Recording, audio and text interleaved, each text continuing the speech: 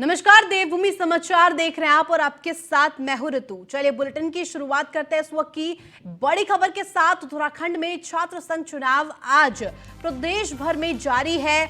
मतदान की प्रक्रिया 2 साल बाद हो रहे छात्र संघ के चुनाव। आपको बता दें इस वक्त की बड़ी जानकारी, 123 महाविद्यालयों में मतदान जारी है। दोपहर 2 बजे तक वोटिंग चलेगी और ऐसे में एबीवीपी और एनएसयूआई के बीच कड़ा मुकाबला बताया जा रहा है। चुनाव को लेकर छात्रों में दिख रहा है जबरदस्त उत्साह। सुरक्षा व्यवस्था के किए गए हैं पुख्ता इंतजाम। उस वक्त की बड़ी जानकारी हम आपको दे रहे हैं।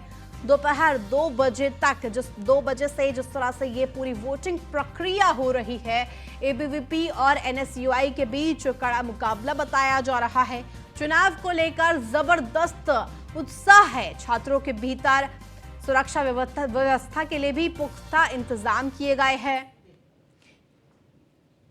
ये 4 तस्वीरें हम आपको दिखा रहे हैं देहरादून से और तमाम अलग अलग इलाकों से। अल्मोड़ा की तस्वीर हम आपको दिखा रहे हैं। साथ ही साथ हम ये 4 तस्वीरों के जरिए आपको दिखाना चाहते हैं कि किस तरह से उत्साह है छात्रों के बीच इस पूरी वोटिंग प्रक्रिया को लेकर। अलग अलग जगहों से तस्वीरें आप देख सकते हैं। सुरक्षा के भी कड़े इंतजाम किए गए हैं।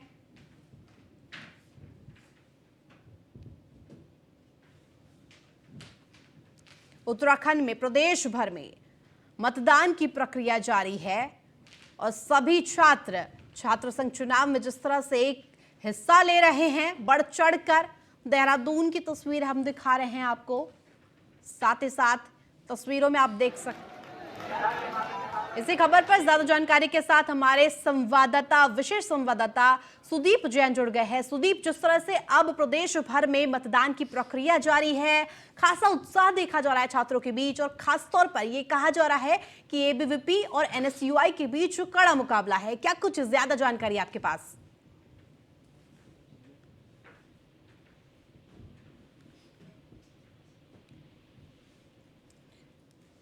इसी खबर पर जानकारी के साथ सुदीप जैन विशेष संवाददाता जुड़ गए। सुदीप, जिस तरह से प्रदेश भर में मतदान की प्रक्रिया जारी है, खासा उत्साह देखा जा रहा है छात्रों में और ऐसे में 2 साल के बाद ये छात्र संघ के चुनाव हो रहे हैं, क्या कुछ जानकारी आपके पास?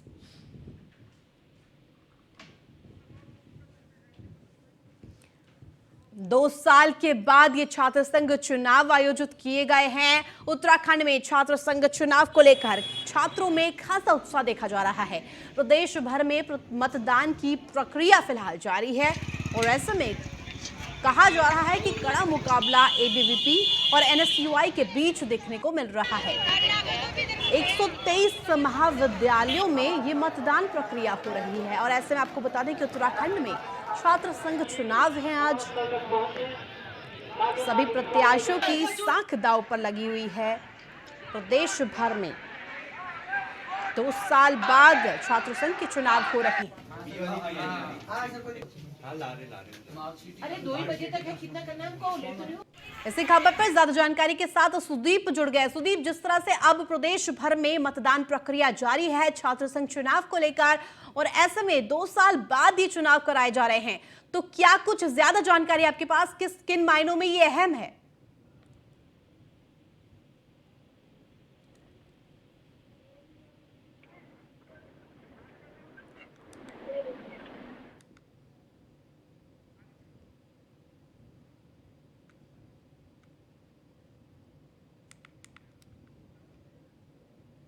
वही अल्मोड़ा के सोबन सिंह जीना विश्वविद्यालय के परिसर में छात्र संघ चुनाव के लिए मतदान जारी है। सुबह 10 बजे से चल रहा मतदान दोपहर 2 बजे तक चलेगा।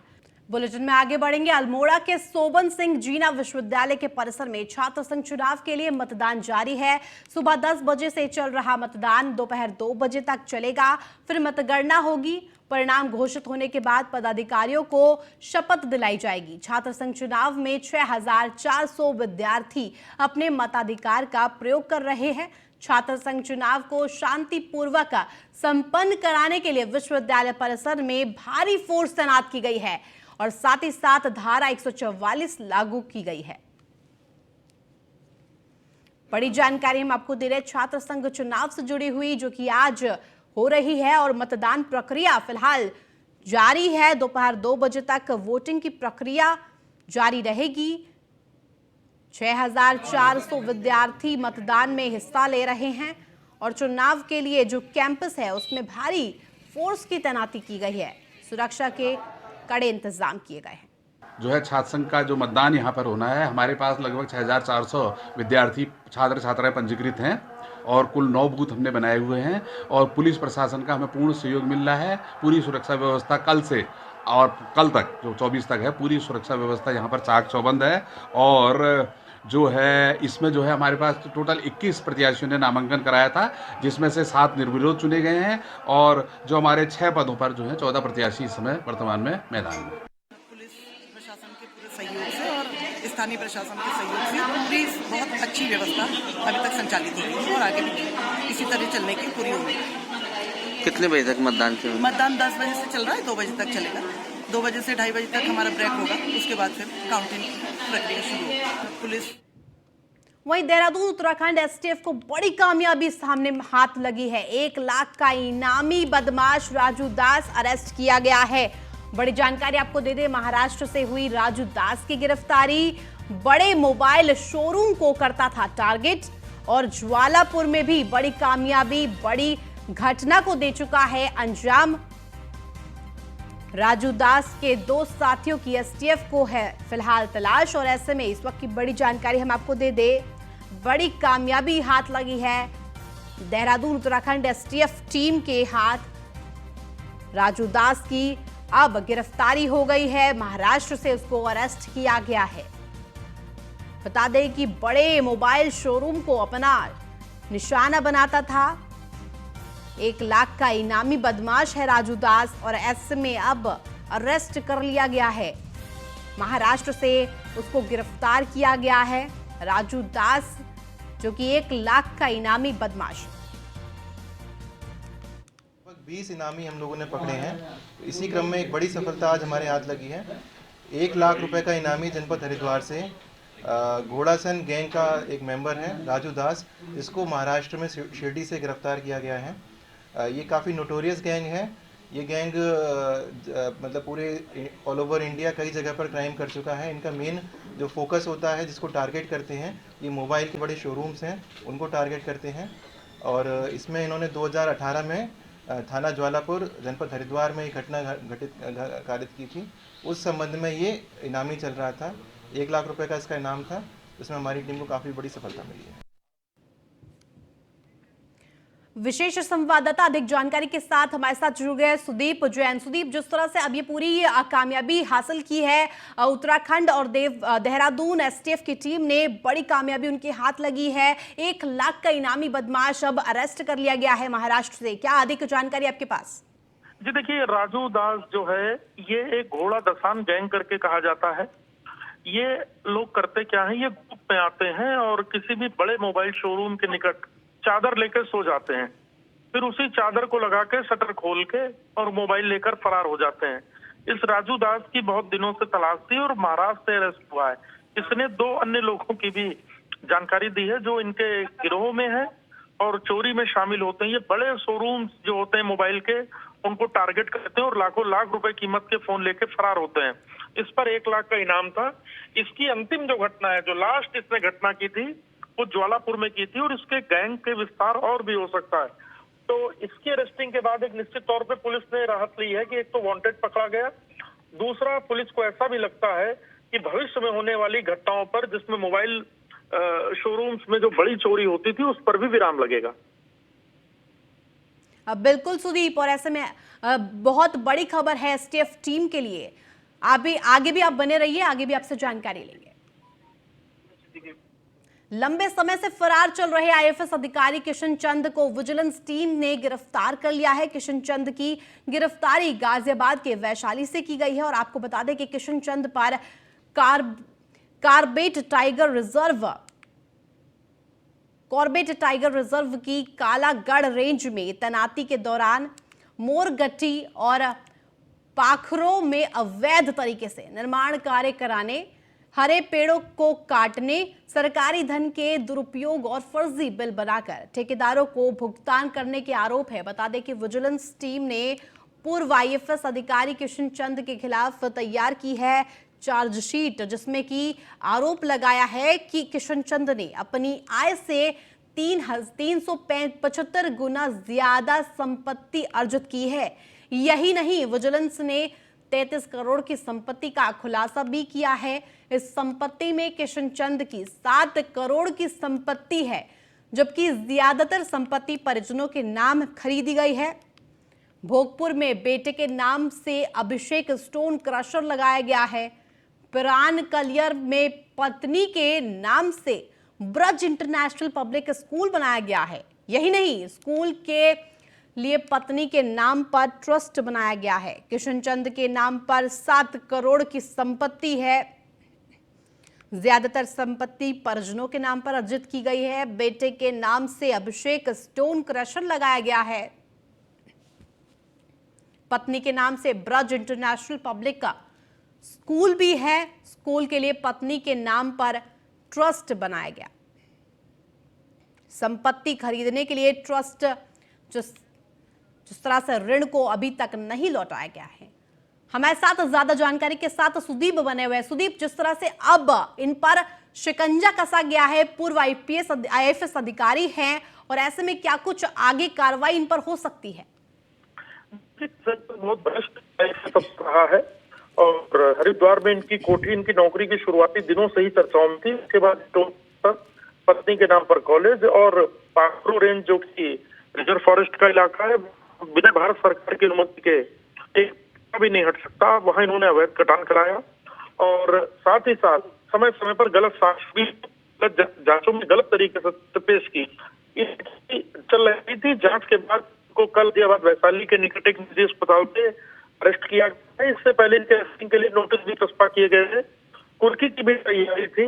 इन्होंने बहुत बचने के प्रयास किए, कभी संत का चोला पहनने का प्रयास किया, कभी अखाड़ा बनाने का प्रयास किया, पर इनके सारे प्रयास विफल हो गए विजिलेंस की जांच के सामने। इन्हें कल देर रात अरेस्ट किया गया था, देर शाम, और आज इन्हें विजिलेंस अपने टीम के साथ लाकर मेडिकल कराकर कोर्ट में पेश करेगी, जहां से इन्हें रिमांड पर जेल भेजा जाएगा। इनसे पूछताछ भी करेगी विजिलेंस और आखिर इनके गोरख धंधे में और कौन लोग शामिल हैं और किस किस प्रकार से कहां पैसे का निवेश हुआ। और हो सकता है कि किशन चंद किसी नेताओं के भी नाम ले ले कि जिनके कहने पर कई कामकाज महत्वपूर्ण हुए, क्योंकि इनको कई नेताओं का आशीर्वाद प्राप्त रहा। परंतु मुख्यमंत्री पुष्कर सिंह धामी के सरकार जब से बनी तब से हम देख रहे हैं लगातार भ्रष्ट अफसरों पर एक्शन जारी है। इसी की कड़ी में किशन चंद पर भी ये कार्रवाई हुई है। बिल्कुल, धन्यवाद तमाम जानकारी के लिए सुदीप। वहीं रक्षा मंत्री राजनाथ सिंह का उत्तराखंड दौरा है। इस वक्त की बड़ी जानकारी हम आपको दे दें। जॉली ग्रांट एयरपोर्ट पर सीएम पुष्कर सिंह धामी ने उनका स्वागत किया। एसआरएचयू के दीक्षांत समारोह में राजनाथ सिंह ने हिस्सा लिया है। स्वामी राम हिमालयन विश्वविद्यालय का आज 5वां दीक्षांत समारोह मनाया जा रहा है और ऐसे में इसी अवसर पर इसी कार्यक्रम में शामिल होने के लिए रक्षा मंत्री राजनाथ सिंह उत्तराखंड दौरे पर देहरादून पहुंचे हैं।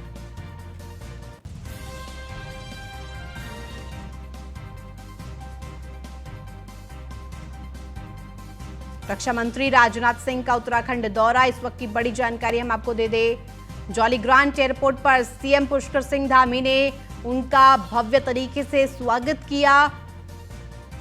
हिमालयन यूनिवर्सिटी के दीक्षांत समारोह में शामिल होने के लिए राजनाथ सिंह वहां पहुंचे हैं। स्वामी राम हिमालयन विश्वविद्यालय का आज 5वां दीक्षांत समारोह है। रक्षा मंत्री राजनाथ सिंह का उत्तराखंड दौरा। वहीं मुख्यमंत्री पुष्कर सिंह धामी ने मुख्यमंत्री आवास में इंडियन टेलीकम्युनिकेशन सर्विसेज 2020 बैच के प्रशिक्षु अधिकारियों ने भेंट की। प्रशिक्षु अधिकारियों का दल स्मार्ट सिटी मिशन के कार्यों को देखने के लिए उत्तराखंड के टूर पर आया हुआ है। मुख्यमंत्री ने प्रशिक्षु अधिकारियों को शुभकामनाएं देते हुए कहा कि आने वाला समय टेक्नोलॉजी का है। सूचना प्रौद्योगिकी के बढ़ते प्रभाव के इस दौर में टेक्नोलॉजी के बेहतर उपयोग के लिए कुशल मैन पावर की जरूरत रहेगी। उन्होंने कहा कि टेलीकम्युनिकेशन के प्रशिक्षु अधिकारी अमृतकाल में देश को शिखर पर ले जाने में सहयोगी बनेंगे।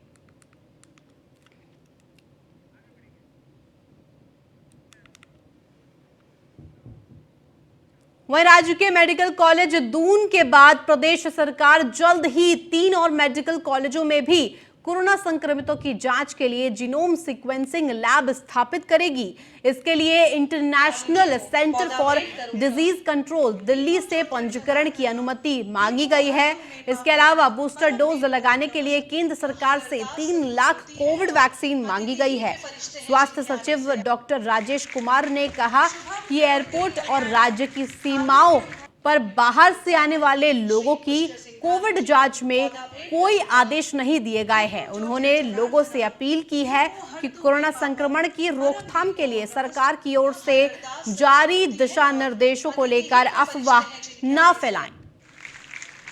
शुभम करोति कल्याणम आरोग्य मुख्यमंत्री उत्तराखंड श्री पुष्कर सिंह धामी जी को पौधा BF7 जो ओमिक्रॉन का सब वेरिएंट है उसके कोई केसेस अभी फिलहाल उत्तराखंड में नहीं है, इसलिए कोई पैनिक वाली स्थिति नहीं है।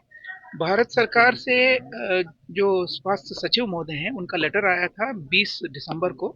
उस पे उन लोगों ने स्ट्रेस किया था, एक तो जितने भी कोविड केसेस आते हैं उनकी जीनोम सीक्वेंसिंग किया जाए। तो जीनोम सीक्वेंसिंग हम लोग जितने भी हमारे मेडिकल कॉलेजेस हैं, हमारे 4 मेडिकल कॉलेजेस हल्द्वानी, श्रीनगर, दून, इनमें हम लोग जो है जीनोम सीक्वेंसिंग की फैसिलिटी हम लोगों ने स्टार्ट कर दी है। कल से हमने सैंपल्स भी वहाँ पे भेजना शुरू कर दिया है। BF7 जो ओमिक्रॉन का सब वेरिएंट है उसके कोई केसेस अभी फिलहाल उत्तराखंड में नहीं है, इसलिए कोई पैनिक वाली स्थिति नहीं है। भारत सरकार से जो स्वास्थ्य सचिव महोदय हैं उनका लेटर आया था 20 दिसंबर को। उस पे उन लोगों ने स्ट्रेस किया था, एक तो जितने भी कोविड केसेस आते हैं उनकी जीनोम सीक्वेंसिंग किया जाए। तो जीनोम सीक्वेंस वहीं पौड़ी जिले में स्वास्थ्य विभाग ने कोरोना की रोकथाम के लिए सरकार से बूस्टर डोज भेजे जाने की मांग की है। दरअसल पौड़ी जिले में भी बूस्टर डोज खत्म हो चुकी है, जिस कारण अब तक जिले में महज 22.6% लोगों को ही बूस्टर डोज लग पाई है, जिनमें 18 साल से 60 साल के अंदर तक कोरोना के नए वेरिएंट की भारत में दस्तक होने के बाद ही स्वास्थ्य विभाग की चिंता बढ़ गई है। हालांकि जिले में स्वास्थ्य विभाग की पहली डोज का लक्ष्य 100% पूरा हो चुका है, जबकि दूसरी डोज भी 95% लोगों को लग चुकी है। लेकिन बूस्टर व प्रिकॉशन डोज की रफ्तार धीमी नजर आ रही है। इस रफ्तार को बढ़ाने के लिए प्रिकॉशन डोज की मांग स्वास्थ्य विभाग ने सरकार से की है। हमारा फर्स्ट डोज 100% कंप्लीट है और जो सेकंड डोज थी हमारा उसके सापेक्ष में 95% कंप्लीट हुआ है डिस्ट्रिक्ट में। और जो बूस्टर डोज है उसमें जो हमारे पास 18 से जो 59 साल तक के जो हमारे टारगेट थे वो थे 3,46,561, जिसमें से 78,216 को बूस्टर डोज लगा दी गई है, जिसका प्रतिशत 22.6% है। तो अभी भी फिलहाल यहाँ पे अभी कोविड वैक्सीनेशन की आपूर्ति नहीं हो पा रही है। तो अभी यहाँ से तुरंत कल एक हाई लेवल की मीटिंग हुई थी जिसमें डिमांड भेज दी गई है और जो कुछ भी यहाँ पे प्रिकॉशन डोज बचे हुए हैं उनको जल्द से जल्द पूरा कर दिया जाएगा एक अभियान के तहत। हमारा फर्स्ट डोज। वहीं कालाडूंगी के राज्य बालिका इंटर कॉलेज का वार्षिक उत्सव धूमधाम के साथ मनाया गया। बच्चों द्वारा सांस्कृतिक और रंगारंग कार्यक्रम प्रस्तुत किए गए।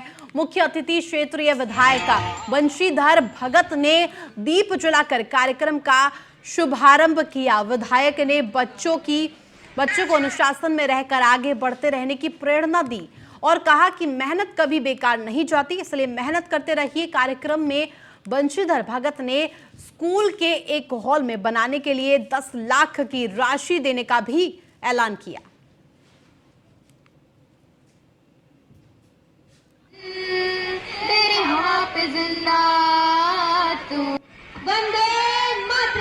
ये हमारा विद्यालय का चौथा वार्षिकोत्सव है, जिसमें बच्चों की हर प्रतिभा का यहाँ पर प्रदर्शन हुआ और वर्ष भर में बच्चों ने जिन भी प्रतियोगिताओं में प्रतिभाग किया था उन प्रतियोगिताओं हेतु बच्चों को यहाँ पर पुरस्कृत भी किया गया और बच्चों ने खूब परिश्रम करके ये सांस्कृतिक कार्यक्रम यहाँ पर प्रस्तुत किए। मैं समझता हूँ कि सरकारी विद्यालयों में जो प्रोग्राम होते हैं उनमें बहुत श्रेष्ठ प्रोग्राम इन्होंने दिखाए और इनकी बहुत सी मांगें थी। शौचालय की मांग थी, हॉल की मांग थी और विषय की मांग थी। विषय इत्यादि के लिए तो अभी एक मीटिंग हमारी होने वाली, माननीय शिक्षा मंत्री जी आने वाले हैं। स्वास्थ्य और शिक्षा संबंधित कालाढूंगी विधानसभा का पूरे क्षेत्र के अस्पतालों के और इंटर कॉलेजों के प्रिंसिपलों को उन्होंने बुलाया है। जो भी कमियां होंगी उस दिन पूरा करेंगे। यहाँ पर विशेष रूप से कला का इंटर में विषय खोले जाने के विषय में बातचीत है। मैं समझता हूँ कि सरकारी विद्यालयों में। वहीं बड़ी खबर आपको बता दें, देहरादून राजभवन से 3 और विधायकों को मिली मंजूरी। विधेयकों को मंजूरी मिल गई है और उत्तराखंड पंचायती राज अधिनियम संशोधन विधेयक मंजूर हो गया है।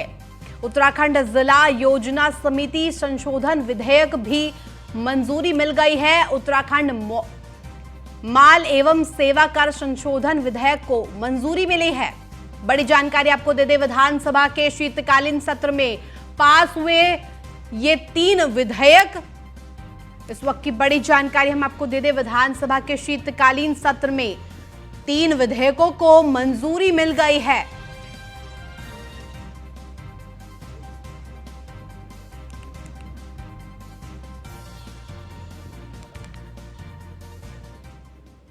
वहीं देहरादून में मुख्यमंत्री पुष्कर सिंह धामी ने सचिवालय में सहकारिता विभाग की समीक्षा बैठक की। इस बैठक के बाद मुख्यमंत्री ने कहा कि राज्य सरकार प्रदेश में 50,000 नए पॉली हाउस लगाने जा रहे हैं। सहकारिता विभाग किसानों के बीच तेजी से काम कर रहा है कि कीवी और एप्पल की खेती को बढ़ावा देने के लिए भी सरकार प्रयास कर रही है। सहकारिता विभाग नोडल एजेंसी है। सीएम ने आज किसान दिवस पर यह ऐलान किया है।